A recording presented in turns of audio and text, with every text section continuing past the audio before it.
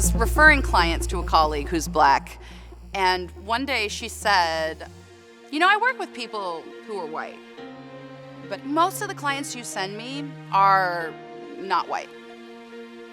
And it wasn't conscious, and it was true, and it was deeply embarrassing. Tacoma is small enough to make a difference. This is a place where being involved, you can really make an impact on what happens. And not just as a real estate agent, but as a person who was launching a new website that was all about how people should move to Tacoma. And I have a lot of responsibility in how I use that platform. Instead of just like pushing out a bunch of content about housing, to also talk about issues of equity and fair housing and justice and the community within those neighborhoods. I knew about redlining, I knew about steering, and I always thought it was like individual people making poor decisions, and we just don't do that anymore.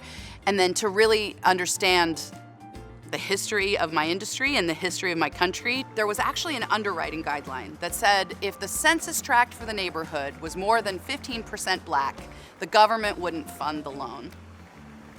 From the very beginning of my career, I've been benefiting from a system that disadvantages other people. My company, my real estate association, my community of clients, my community of fellow agents, like we need to be working together to actively disrupt this system.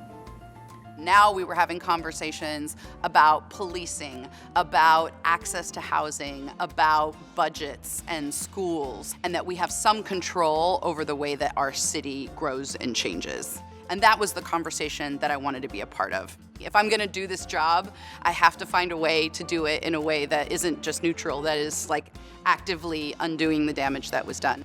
When I look at agents of color, and in particular Black agents in our community, it's different for them.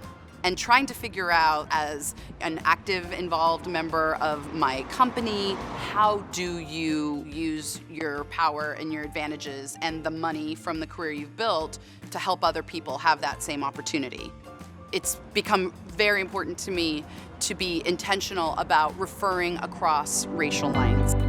As an industry, we are having this awakening that we can't go back to doing things the way that we've been doing them, and we have to hold ourselves to a higher standard of accountability in being the change.